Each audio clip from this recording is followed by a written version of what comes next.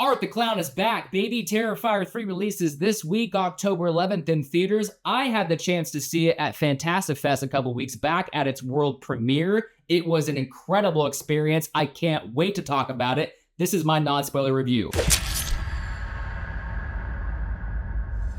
Welcome to the Slasher Talk YouTube channel. This is my very first full video on YouTube, and I think it's fitting that it's about Terrifier 3. I'm a huge Art the Clown fan, so it was a literal dream come true to be at the world premiere of Terrifier 3. I was covering Fantastic Fest as press for my Slasher Talk TikTok channel. While I was there, I not only got to see the world premiere of Terrifier 3, but I got to be a part of the red carpet as well. I got to chat with Damien Leone, David Howard Thornton, Chris Jericho, Spencer Charnas. After the red carpet, me and a bunch of my friends got to go hang out with the cast and crew in this VIP section at the festival. It was just an incredible experience. But let's jump into the review. Now, everybody wants to know, Justin, how controversial is the opening scene? I'm here to tell you, it's gonna be pretty controversial. Damien Leone was not lying when he said that big studios were not gonna let him do the first 5 to 10 minutes of this film. He was absolutely correct. Now, with that said, I don't think it's going to cross a line like some people are thinking, but it's definitely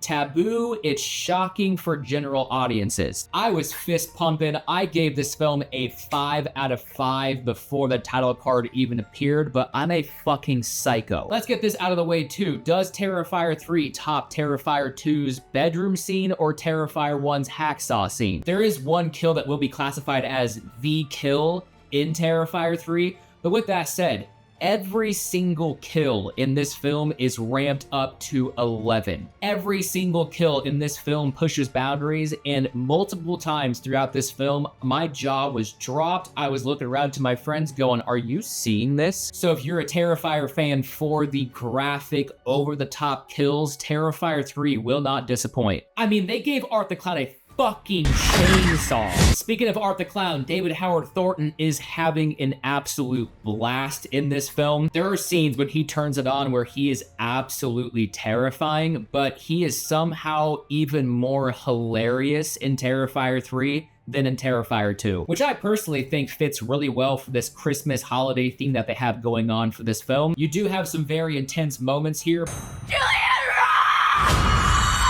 But overall, David is just having a blast. This film is just fun. Now, much like Terrifier 2, where Art had the little pale girl, he has a partner in this one as well. Vicky from Terrifier 1 and 2. When Vicky is on the screen, she steals the show. She's fucking terrifying. In fact, there is one scene that has not left my brain since the night I've seen this film. I think about it pretty much every day. So not only do we have Art the Clown, but we got Art the Clown plus Vicky, and it's just a perfect sadistic duo. Now let's touch on our final girl, Sienna Shaw. Now, obviously, after the events of Terrifier 2, she has been through some shit. Now, unlike Terrifier 2, where it picked up exactly where we left off in the first Terrifier, Terrifier 3 jumps 5 years. And both Sienna and Jonathan's lives do not look the same 5 years later, which, after going through the events of 2, I don't know how it could. Now, Jonathan is in this film. He's in the film a lot less than he was in Terrifier 2. The focus here is Sienna, and let me say,